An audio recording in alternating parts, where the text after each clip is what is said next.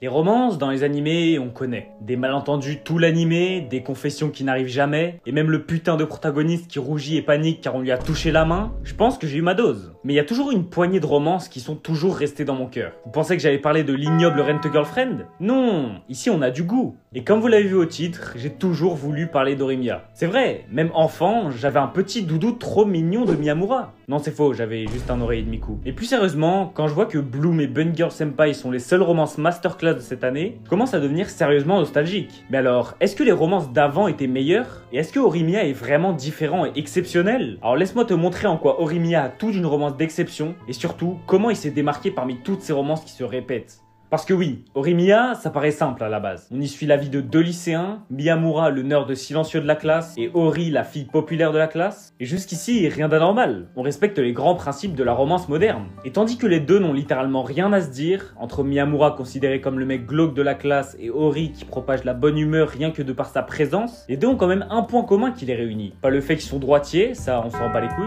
c'est que ce sont des personnes totalement différentes en dehors du lycée. Car contrairement à ce qu'on pourrait attendre d'une fille populaire dans les animés, c'est-à-dire sortir avec ses amis, aller au karaoké, avoir un petit ami, donc littéralement l'inverse de ma vie, Hori, elle, doit se démener chez elle pour s'occuper de son petit frère dû à l'absence de sa mère et de son père. Ça nous fait un point commun, le mien est aussi parti chercher des clopes il y a 10 ans. Et Miyamura, lui, cache en fait une toute autre vie en dehors des cours. Il passe de ça en classe à ça. Et c'est lorsqu'il va sauver le petit frère d'Hori complètement par hasard qu'il va révéler son physique de beau gosse à celle-ci, jusqu'à ce qu'ils arrivent à se rapprocher petit à petit, même en classe, jusqu'à développer des sentiments l'un pour l'autre, ce qui va changer la vie de Miyamura. Car lui qui aimait rester seul auparavant, va voir son quotidien être bouleversé justement grâce à Hori. Il va se faire de nouveaux amis, et même d'autres par la suite qui ont chacun une couleur de cheveux différente, pratique. Et il va surtout découvrir petit à petit ce côté de Hori qu'il aime, et qu'elle ne montre pas en classe. Il va être le seul à pouvoir la voir sous ce jour, comme Hori veut être la seule à le voir en mode beau gosse, pour pas qu'il la trompe. Et leur rencontre va aussi changer Hori, qui va la faire accepter sa vraie personnalité, et même rencontrer elle aussi plusieurs personnes qu'elle n'aurait jamais pensé côtoyer avant. Et c'est comme ça que les deux vont s'influencer mutuellement en déconstruisant les stéréotypes. Hori n'hésite pas à dire à ses potes que Miyamura n'est pas bizarre, quitte à perdre sa popularité. Et Miyamura n'hésite pas en retour à faire ressortir les bons côtés d'Hori quand elle se critique et qu'elle prend sur elle. Sans compter le fait qu'ils cachent tous les deux des insécurités profondes, Miyamura de par son passé et Hori de par sa peur de montrer sa fragilité,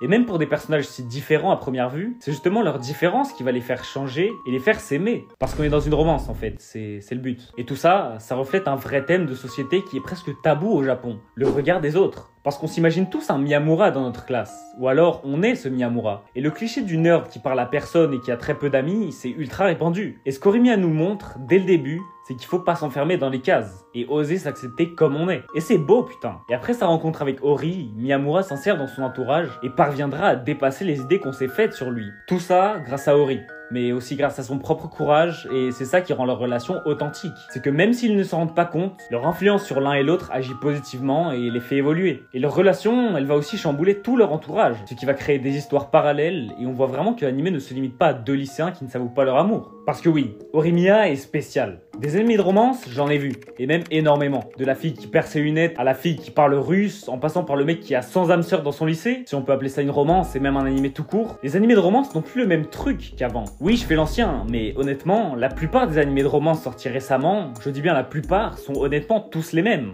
Un héros complètement stupide qui ne comprend aucun signe, parce que sinon, il n'y a pas de romance. Une fille bien cliché qui va alimenter toutes les situations les plus improbables et qui va d'un coup s'intéresser au mec le plus paumé de la classe, parce que pourquoi pas. Et un enchaînement de situations clichés suivi de nouveaux personnages féminins pour garder le spectateur un peu plus. Et voilà, pas besoin d'histoire, de développement, non. Juste un principe sur lequel repose toute l'originalité d'un animé. Non, c'est pas le même animé. Là, ils doivent partager la même chambre. Non, là, c'est pas le même animé. Là, elle fait du cosplay. Non, je crois que vous avez compris. Et même si ces animés sont plutôt cool à regarder, c'est rapide et tout, bah, on se fait chier. Non, faut le dire, on se fait bien chier. Et comparé à eux, Horimiya a réussi à faire ce que personne n'a fait. Parce que quand je dis que c'est spécial, on pourrait me prendre pour un fou. C'est vrai, l'animé se passe dans un cadre lycéen banal, avec des personnages normaux et une simple histoire d'amour à première vue. Et honnêtement, ça serait mentir que de vous dire que c'est une romance qui se passe dans une galaxie de chiens robots extraterrestres. Horimiya reste simple dans son histoire. Mais ce que fait Horimiya, il le fait bien. On n'attend pas 3 saisons pour que les personnages principaux se fassent un câlin. Et même si on nous présente un cas de lycéen banal qu'on a déjà vu 10 000 fois, honnêtement, il n'y a pas besoin de réinventer le genre.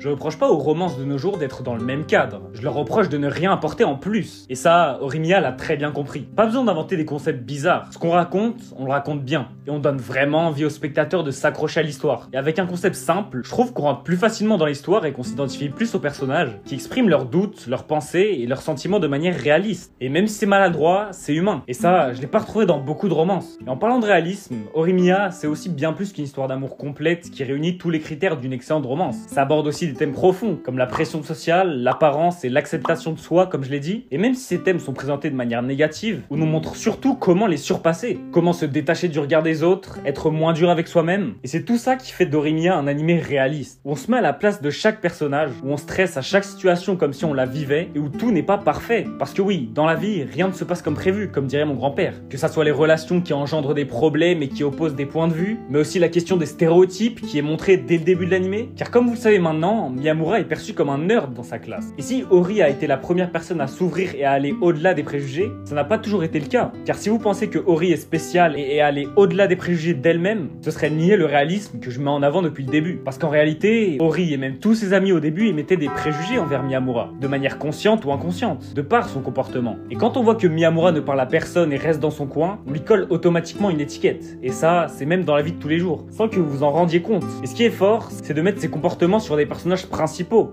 Le spectateur ne diabolisera pas la chose et prendra conscience qu'au final, on fait tout ça. Après, ok, Miyamura aime vraiment les animés, mais c'est loin d'être la réalité des clichés qu'il subit. Et au final, il va même se venger en volant la meuf au mec qu'il a mis dans une case. Cher. Et quand je disais qu'Horimiya est spécial, c'est surtout la manière dont l'histoire t'accroche facilement. Et franchement, avec tous les animés de romance aux concepts spéciaux, ça fait du bien de retourner aux bases avec un animé réaliste. Une vie simple, des personnages simples, et au final, un animé authentique. Mais tout ça, c'est sans parler de la forme de l'animé. Parce que bien que sorti en 2021, l'animé se démarque vraiment par son animation. Et Cloverworks, déjà reconnu pour des animations très reconnues, a vraiment respecté l'idée du manga avec l'animation selon moi. Avec des expressions de personnages et des dialogues fluides, mais surtout avec les couleurs chaudes et les jeux de lumière qui donnent vraiment une atmosphère apaisante. Et je parle pas d'une animation qui est seulement agréable à voir comme dans d'autres animés. En fait, c'est surtout de l'animation qui fait ressortir les expressions et les émotions des personnages, de sorte à ce qu'on plonge dans l'histoire en même temps qu'eux. On partage leurs points de vue, leurs doutes, et toute la complexité des relations amicales et surtout amoureuses ressortent justement grâce à cette animation. Et tout ça, sans parler des problématiques profondes des personnages. Je vais pas vous spoiler, mais pour moi, la plus marquante reste celle de Miyamura, quand il rencontre le Miyamura enfant qui n'avait pas d'amis et qui se faisait exclure de tous les groupes, et qui le rassure, confiant, car il sait que maintenant, il a des amis, une petite amie et une vie épanouie. Et ce parallèle illustre vraiment tout le développement du personnage et même l'idée générale de l'anime. Car même au plus bas de sa vie, il est resté lui-même et ne regrette rien. Car sans cette période passée, il ne serait pas le même aujourd'hui. Et c'est justement grâce à son lui d'avant qui a souffert qu'il peut être heureux dans sa vie actuelle. Et au final, Horimiya nous donne une vraie leçon de vie.